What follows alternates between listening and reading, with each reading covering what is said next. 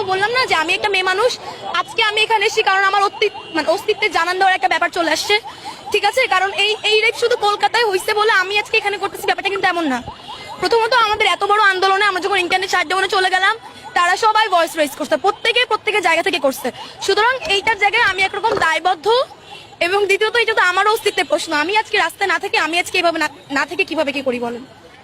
তো এইটাই যে তাদের সঙ্গে একতা প্রকাশ, তাদের যে আইন আছে আমি বলবো তাদেরকেও তাদের হত্যা সুষ্ঠু বিচার দিতে।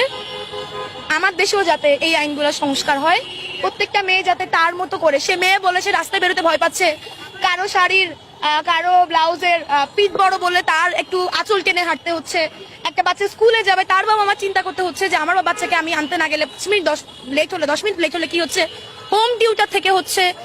এই ব্যাপারগুলো নিয়ে যাতে সবাই কথা বলে, সবাই আমি বিশ্বাস করি যদি প্রত্যেকটা মানুষ তার জায়গা থেকে সতর্ক হয় তাহলে এই জিনিস কমানো সম্ভব।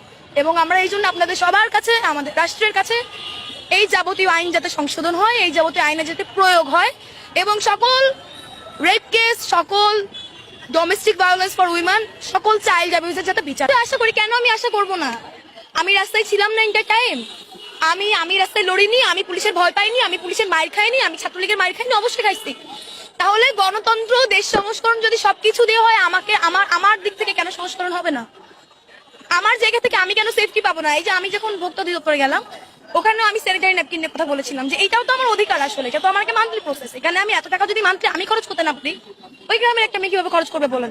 আবার এখানে যদি আমি সুস্থ না থাকি, আমি যদি আমাকে হেলদি ট্রিট না করি, আমি কিভাবে একটা সুস্থ বাচ্চা জন্ম দিব বলেন?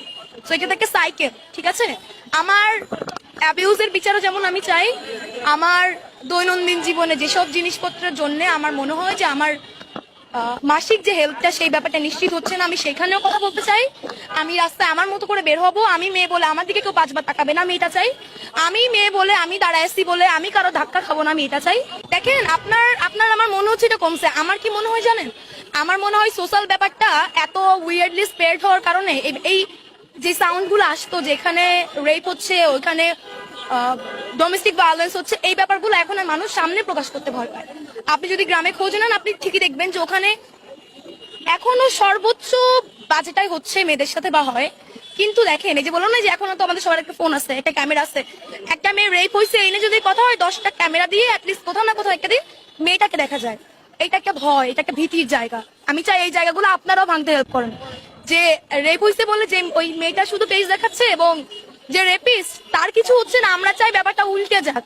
আপনারা সবাই মিলে রেপিস্টের মুখের উপরে ধরেন, যাতে পুরো দেশ রেপিস্ট গুলাকে চিনে এবং এই রেপিস্ট গুলা সামনে আসার কারণে যাতে আরো যাদের মনের মধ্যে, মাথার মধ্যে এরকম লালসা আছে, ওদেরও যাতে শিক্ষা হয় বা ভয় ঢুকে। কিন্তু উল্টাটা তো হয়, আর আমার মনে হয় এই উল্টাটা হওয়ার জন্যই আমি বিশ্বাস করি যে আজকে যদি আপনি যদি লাস্ট 1 মাসেও যদি আপনি 10টা রেপ কেসের কথা বলেন, আমার মনে হয় সর্বোচ্চ 5টা থানা অব্দি গেছে, বাকি 5টা যায়নি। কারণ একে তো ওরা জানে ওরা জীবনে কোনোদিন বিচার পাবে না, ঠিক আছে?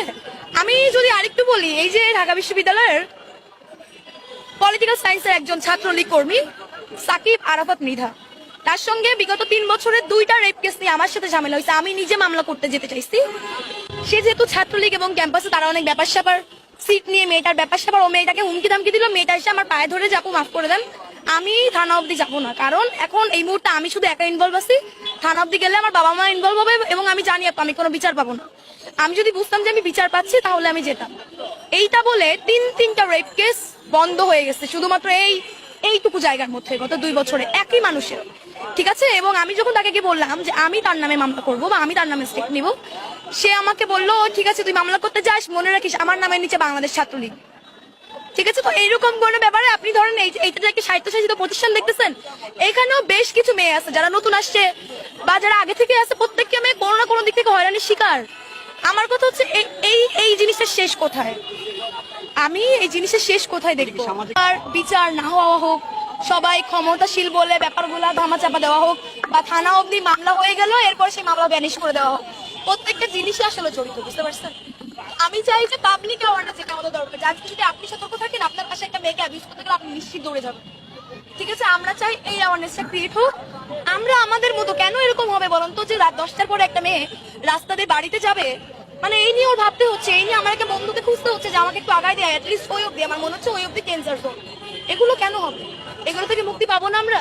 মুক্তির জন্য কম করতেছি আমরা? কম করেছি আমরা?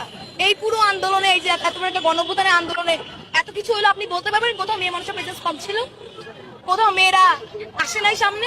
কোথাও মেয়েরা ঢুকে যায় নাই আন্দোলনের মধ্যে? এই ব্যারিকেডটা কিন্তু প্রথম আন্দোলনের ব্যারিকেড, প্রথম কিন্তু পুলিশের ব্যারিকেড ভাঙেই মেয়েরা।